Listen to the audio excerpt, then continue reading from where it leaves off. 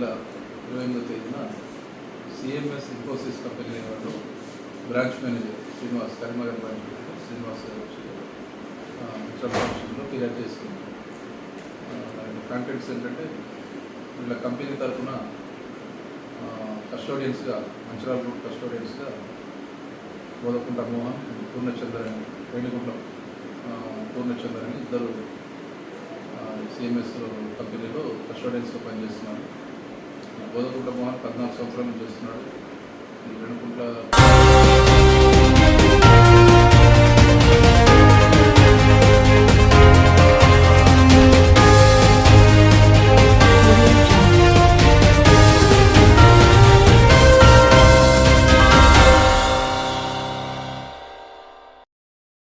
ఏటీఎంలలో డబ్బులు జమ చేసే సిఎంఎస్ కంపెనీ కస్టోడియన్లను అరెస్టు చేసి కోర్టులో హాజరుపరిచిన మంచిర్యాల పోలీసులు.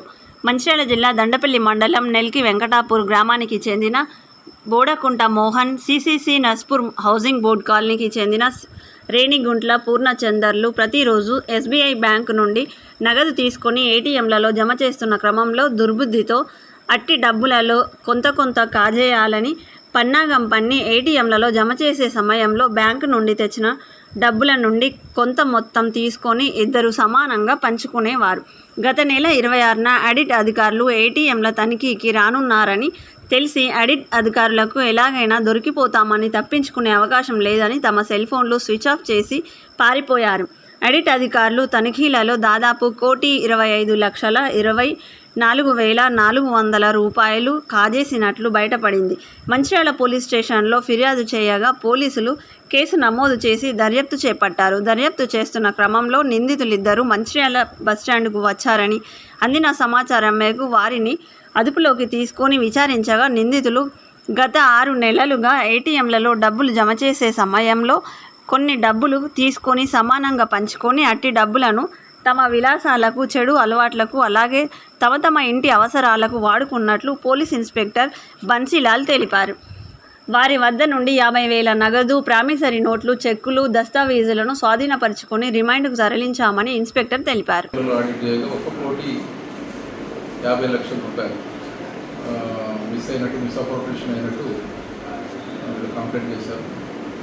సో ఈ కంప్లైంట్ మీద కేసు రిజిస్టర్ చేసినాము. 409, 420 IPC కింద కేసు రిజిస్టర్ చేసుకొని దర్యాప్తు చేపట్టాం.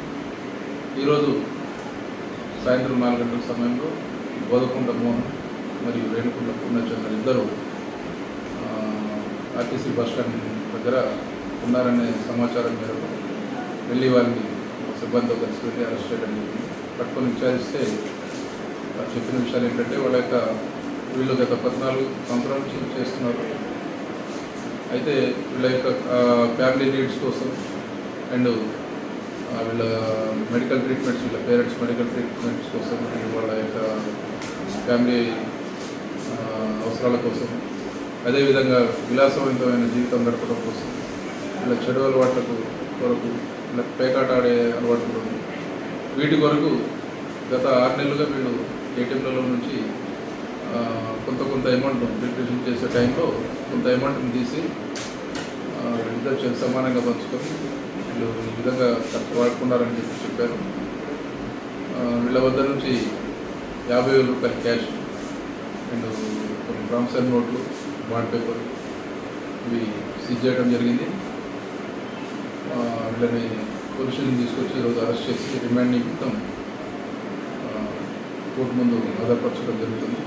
ఫర్దర్ మరలా వీళ్ళకి కస్టడీ పిటిషన్ వేసి నెక్స్ట్ ఫర్దర్ ఇన్వెస్టిగేషన్ కూడా ఇంకా ఈ అమౌంట్ గురించి సమగ్రంగా దర్యాప్తు చేయడం జరుగుతుంది.